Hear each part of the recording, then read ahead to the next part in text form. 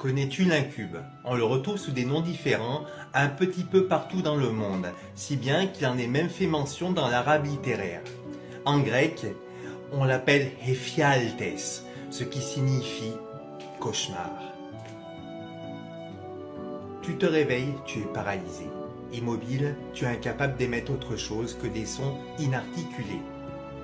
Tu as la sensation d'étouffer. Tu vois perché sur ta poitrine un démon assis, te donnant l'impression d'essayer de te violer. Tu ressens autour de toi la présence d'ombres menaçantes. Mais rassure-toi, l'incube disparaît au bout de seulement quelques minutes. Aussi, au prix d'un extrême effort, tu parviens à esquisser un mouvement. Parlons maintenant d'un trouble connu sous le nom de paralysie du sommeil. Tu es sur le point de t'endormir ou de te réveiller. Bien que conscient, tu es dans l'incapacité de bouger. Tu as une impression d'étouffement et d'oppression, accompagnée de la certitude qu'une présence démoniaque est à l'œuvre, vu qu'elle t'apparaît en hallucination. Ces dernières peuvent d'ailleurs aussi être auditives, voire sensitives.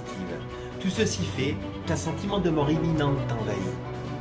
D'autant plus que ton incapacité à prévenir ton entourage exacerbe la frayeur et l'anxiété qui te foudroient.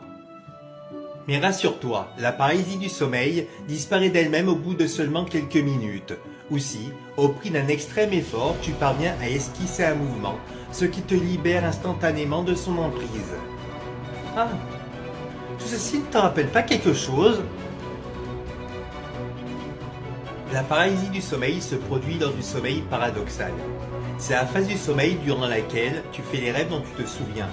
C'est aussi celle qui te paralyse afin de t'éviter de vivre tes rêves dans la vraie vie et de te déplacer tout en dormant un peu partout dans la maison. C'est pourquoi, lors des crises de paralysie du sommeil, coincant ton rêve et réalité, ton cerveau cherchera une explication à ton immobilité forcée.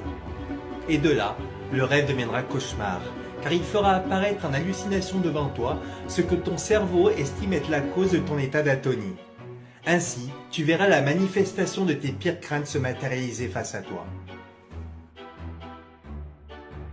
Heureusement, prendre conscience de ton état peut te permettre d'orienter ton hallucination et d'entrer dans un rêve lucide. Ce qui fait que tu peux commander à la carte ton hallucination et décider de ce qui va apparaître devant toi.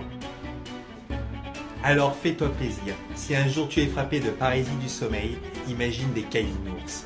Quoique, ça a un côté flippant aussi, non ?